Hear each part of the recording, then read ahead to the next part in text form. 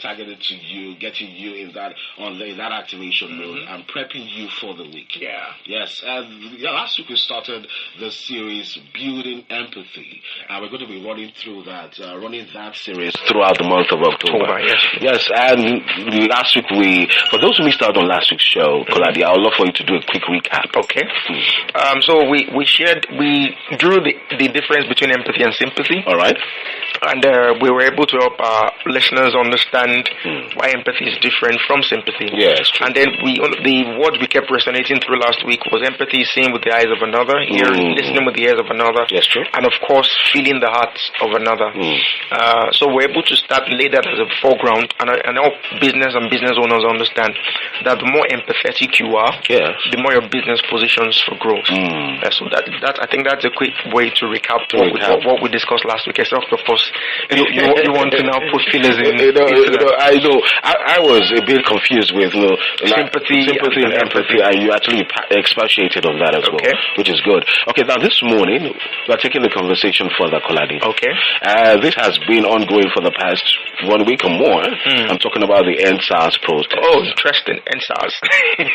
And a lot of things have come out. Yeah. The dissolution of that unit in the NPF and all that, and some youths are also calling for an executive order to finally put an end to that unit in the NPF. Now, how can we relate this ongoing scenario with building empathy? Okay, so all the listeners, #NSAS. So it's basically the same thing I keep on saying with empathy. Okay. So what I saw all through the rise of the movement was simply empathy at play. Empathy at play. Yeah. Okay. And I'll tell you why is empathy at play. Empathy, like I said, don't forget last week, is seeing with the eyes of another, listening with the heart, with the ears of another, and feeling the heart of another person. Yes, sure. So one person woke up and said, okay, this is enough. We can't take this anymore. Yeah. We need to make things work. Started a hashtag, started a movement. People who had either experienced who had had bad experiences with SARS, or even those who had heard. For example, I'd never had a SARS experience. Oh, congratulations to you. Yes, they've stopped me a few times. Okay. Once I show my ID card, all right, they just allow me to go. They've never checked my phone in their defense. Never checked my phones, never checked my laptop. Considering because of what I do, I'm always smart casual. Okay. Always have a lot of blings on. I do, if you see me, so I could look rather like a profile, but they've never stopped me. But I've heard stories, very nasty stories. I've seen pictures. Okay. I've seen, of course, last year we had the young gentleman that was the footballer that was killed on the road. Kaka. Yeah, then we had the other young man that was going to watch, by late namesake, who was going to watch football. In the morning, Koladi Johnson, that was shot. Yes, true. So we had these real life stories. So what someone needed to do was to say, okay, we're reliving this experience. Yeah. So when the person said this is the experience, let us cause a movement. Think about it. The reason why other people said no, because one person started something that other people could feel. Yes, true. Other people began to put themselves in the shoes and they go, no, it doesn't have to happen to me for me to take a stand. So because I am empathetic enough, and I have a empathy to relate with this experience, I will take a stand. And that was what we saw. We saw empathy begin to build from one person to the other. We saw empathy on all our social media, across all our social media platforms. We saw empathy when young men left their houses, moved on the road, and said, I am going to stand, not because of anything, but because I empathize with the pain of these people. And you saw this pick up globally. Yes, true. Globally. Yeah. So are you going to say that it is? Are you going to say a revolution? Of course, is also a product of empathy. It is me. It is not me. But somebody like me had gone through this, and the way I can help, the only thing I can do to show my support and to be a part of this is to empathize, and empathy will drive you. The next thing empathy has done is that people have gone a step over, is that they've given action to empathy. All right. And they're now seeing the results. So NSAS is a strong movement and apparently is not going to stop anytime soon. All right, so how can we relate with what's happening with the NSAS to our own personal life, giving us that driving force, that impetus to achieve? I shared an experience about this last week, if you remember, and I said, okay, so there is I think that's a website I stumbled upon 2 weeks ago. When I was getting ready for this. It's called postsecret.com. Postsecret.com. Okay. So what PostSecret does is that you go there and put like a post-it form, and you write about things that are deep in your heart. All right. So what that does is that when you get there, there's a community of people who are like you somewhere in the world who share the same philosophy, the same mindset, the same pet peeves, the same things that bother you, the same almost very insignificant things. Okay. And if you notice recently, in the last couple of years, social media, people are coming out to say, oh, I went through this, I went through that. Yes, true. And they come to share the story. And what you find is that other people are saying, oh, I can relate. Oh, thanks for sharing. That was my story. Thanks for doing this.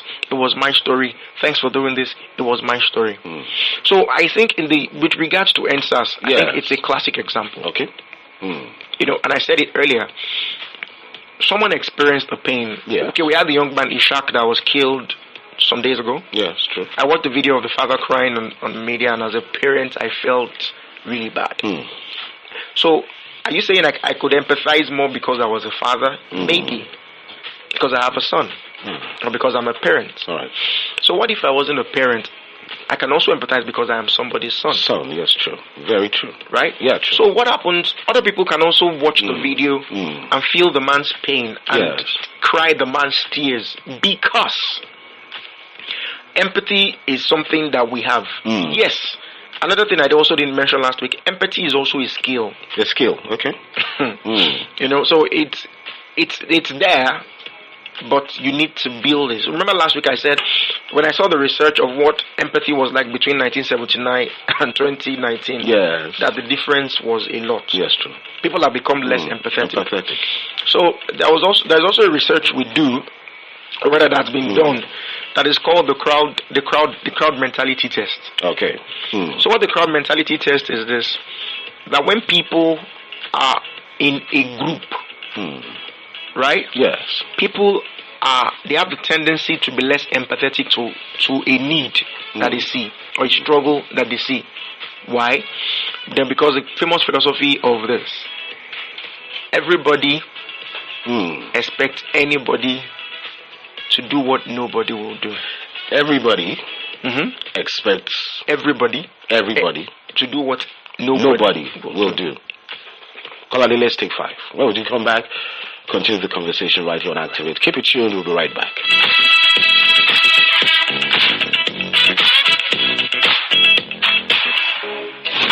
Are you responsible for making your company stand out and be globally competitive? At Jordan FM, we make your job a lot easier and make you like the boss you really are. For promotional content, adverts, events, campaign, consumables, and product review, call us on 0704 3757 685, 0802 684 4760, or send us an email, info@jordan105fm.com for satisfaction beyond wow. Satisfaction beyond wow. Jordan FM, promoting entrepreneurship and value across all sectors. We're glad you're listening. Let's kickstart your ideas with innovative talks all day, every day. Your award-winning entrepreneurship and value station. 105.5 FM Lagos, Jordan.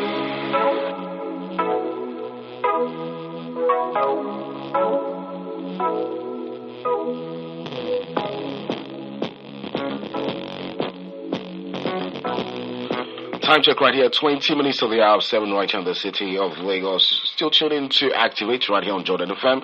And I'm still your host. My name is Ayo Fabio. I have with me Colady Stevie Adeni. And we're talking about building empathy. And we are also looking at the EndSARS protest and also deriving some points from that as well. You can be a part of the conversation. The number to call, 0906 3352. That's the number to call to be a part of the conversation. 0906 3352. Okay, so Colady, everybody expects everybody to do what nobody. Everybody expects anybody to do what nobody will do. It's anybody. Everybody, anybody, nobody. Now, looking at the EndSARS protest and the way it gained a lot of momentum, traction. can't we harness this potential we have as young people in pushing for more positive moves from the government, more positive decisions that would favor us as young people from the government? I think we're on the right path, and I think for me it's scarily assuring to think that we're taking this step. Because if we get the government to listen on and get them to give us an executive order on this, yes, then who says we cannot push for the government to reduce? I'm saying this and I'm going to say this, but okay. The jumbo pay of our legislators across board, both at the executive level, both at the federal level and at the state level. Who says we cannot review down the bloated pensions that our governors and civil servants take home after 4 years of service? Who says that we cannot reduce the running cost of governance? And question, who says we cannot put a figure to the security votes? The supposed elephant in the room. So, yes, I know I'm saying a lot of things. Some people will come from me, but I know a lot of you two are listening in this morning can relate with this. Yes, true. And then they can take it because, like I said, we have killed the ed mentality. What the ed mentality does is because everybody assumes the next person should do it. Yes, true. I think that's been the biggest pain and the biggest bane of the challenges as a nation. But we find out that when it's one person or there are few people, yes, the impetus to drive and do things and help people is stronger. All right. So when one person starts, yes, it's like a domino effect. Okay. So it picks up and it begins to cascade on the others until it begins to affect every other thing and every other person.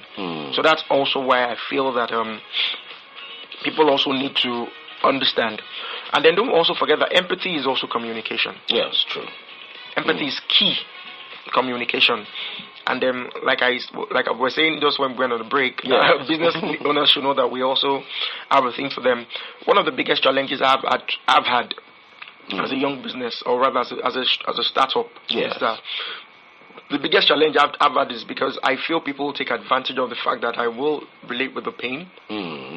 Yes, I've seen people do that. Okay. But I've also seen my business grow. I've also seen people who work for me become better because I'm empathetic to them. I've had people who had worked with me who had never had prior training experiences, and today if you put them in a class, yes, they'll deliver well.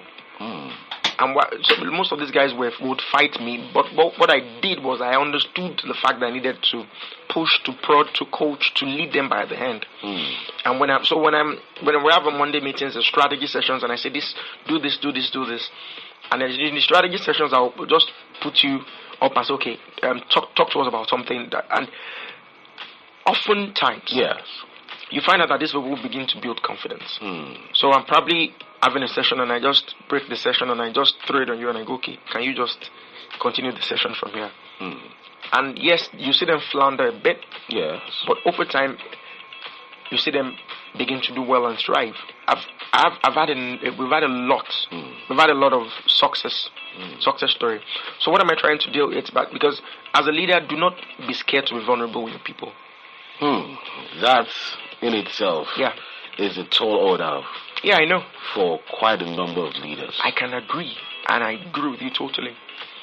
It's important for you to empathize with your business, okay, and empathize with the people who do your business. See, this is the difference.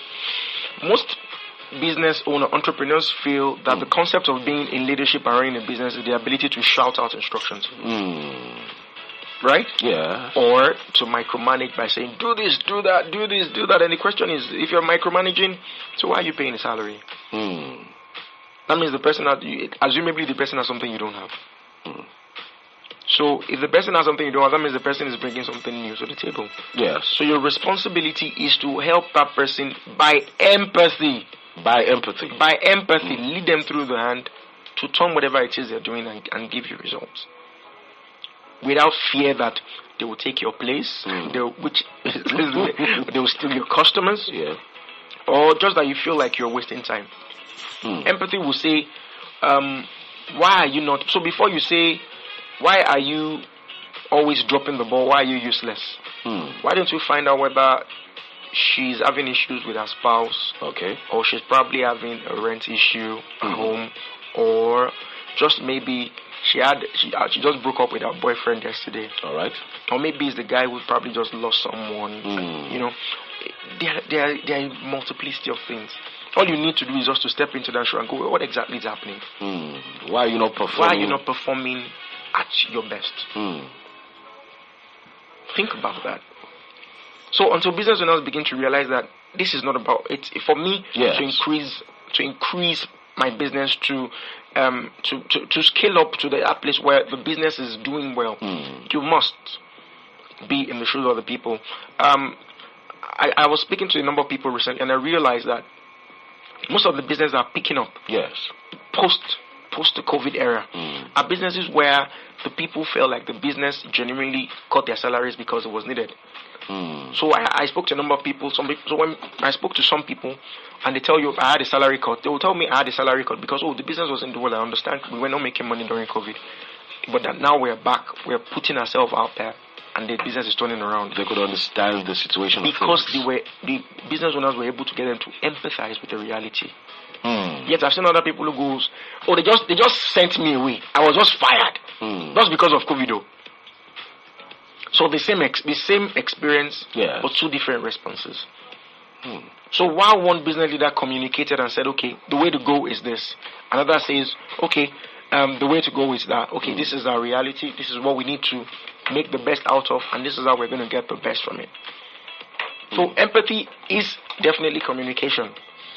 And people, of course, need to see that reality. Then I also advise business owners, for you to increase sales, for you to increase loyalty, and for you to increase referrals, don't forget that every business that buys from you also buys from the angle of empathy. Oh, really? Yes, sir. People only, it's just one of the basic rules of business. Okay. You only spend money and exchange money for people that you like. Not necessarily the quality of the product or service. That's why you can want to buy the same thing, and because of someone's bad response, you walk away and go and get it elsewhere. Why? It's not the product, it's the person. It's the person. So take your gaze off the product and focus on the people. It's always on the people. So this basic skill most salesperson need. So what gets the best salesperson? What makes them different? Yes, is the fact that they can be empathetic. They get you to relate with the product. They get you to relate with the service. Then you see yourself in it, and you see a reason for you to buy. To buy. So for you to even increase sales, it's important for you to be a people, to be an empath, rather, let me use that word. To empathize with people and to speak the language and be there. Alright, let's get the listeners involved. 0906-3352. Hello, good morning to you. Hello, good morning. Alright, hello, good morning to you. You're live. Hello, good morning. Good morning. Yes, what's your name, sir? And where are you calling from? Okay, my name is Martin. I'm actually calling from Agege now, to be precise. Good to have you. Go ahead with your comment. Good morning. Martin, go ahead. Okay, I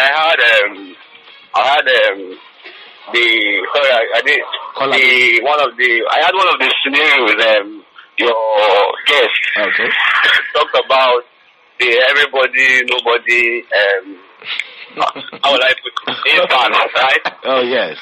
Okay, yes. Okay. Yes, true. Okay. That actually got me, but I want to throw more light on that.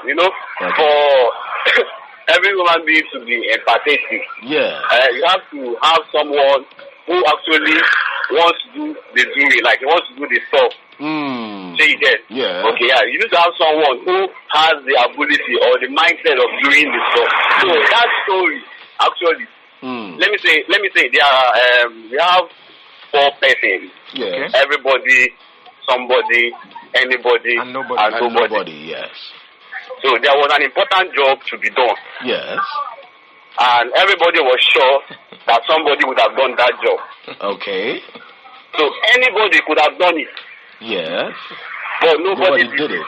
Okay. So somebody got angry about that. Because it was everybody's job. Everybody thought anybody could have done it, but nobody realized that everybody wouldn't do it. It ended up that everybody blamed somebody who when nobody did something anybody could have done. I don't know if I don't know thanks for putting it in perspective. Yes, I appreciate it. Thanks a lot, Martins. Yeah. All right. Okay. Yeah. So Martins just spoke to that popular. It's a popular niche. Right? Yeah, it's true. So when people assume and presume and go, okay, next person should do it. So the same way for businesses, it's easy for a business owner to assume also, because if we tie it into business, that because I'm paying you, yes, I can throw my assumption and naturally you should know what to do. Yes, true. Because you're employed. Yeah. Because you have a certain skill. Yeah. And yes, why should I spoon feed you? Why should I take you by the hand? So would you call it spoon feeding, Ayo? You are expected to be a professional. Yes. In that niche. Okay, for example, now you are at Jordan FM. Yes. The business is an entrepreneurial and lifestyle station. Yes, true. So that means the business has a culture and it has a vision and it has a value. Very true. So the culture is that it is basically entrepreneurial. Yes. And it deals with lifestyle for upwardly mobile young people. Yes, true. So imagine you now coming into this radio station as a professional. Yes. And you're bringing the culture from another radio station to this radio station. What do you think is going to happen? I'll have issues. Why? Because I won't be able to adapt easily. But are you less of a professional doing that? No, I'm not. So what happens when I begin to underperform, for lack of a better word? What should my superior do at that time? Oh, it's simple. What your superior should do is, number one, find out what is happening. And then this is one of the key words we find from most companies who perform. The managers and people in charge often come in to say, what can I do for you? Where do you need help? So this is one place that most entrepreneurs do not get to. So every time you walk on the shop floor, it's your responsibility to ask, how are you doing? Are you guys doing well? Are you okay? It's just imagine those key questions. But for the fear of you getting a response that Oga, things are not fine, or I know some bosses, they tend to cringe when people complain. So how do you balance that? You want to get to know how your employees feel, but on the other hand, you don't want them to saddle all their responsibilities and complaints on you. I think there's a difference between somebody who's giving an excuse and somebody who's having a performance issue. Okay. You know, I said that last week. There's two different people I always like to discuss. There is the want to do. There's the can't do. Can't do. Okay. You know, I said that last week, and yes. I said while one has a competence issue, the other just is a clog in the wheel.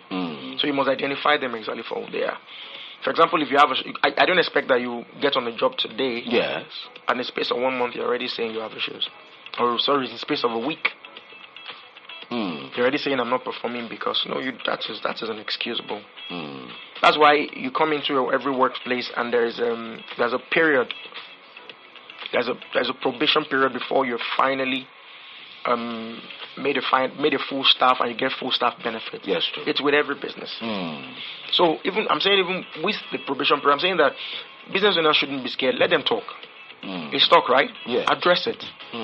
And this is where employees might not really like me. Your business owner is not your father. Okay. They're not your mom. Okay. They're your business, they're your boss. Yes. So we are in for the profit. The bottom line is the profit. That's true. So anything that is short of the profit doesn't make sense to us. You know. I like to just share a quote from Moshin Amid. He says empathy is about finding echoes of another person in yourself. So I think that's another thing that we probably need to capture even for business owners. It's about finding the echoes of another person in yourself.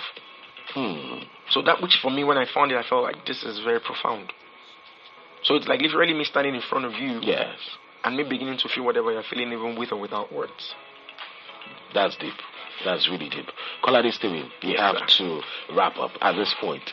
We need to have a sequel. We'll definitely have a sequel to this. Yes, we will. And also look extensively at customer service. Yes, we will. We will. Which is what I think we should do next. Next week, yes. Yeah. It's really, really important. Thank you so much for your time, sir. Thank you so much, and enjoy the great day. Yes.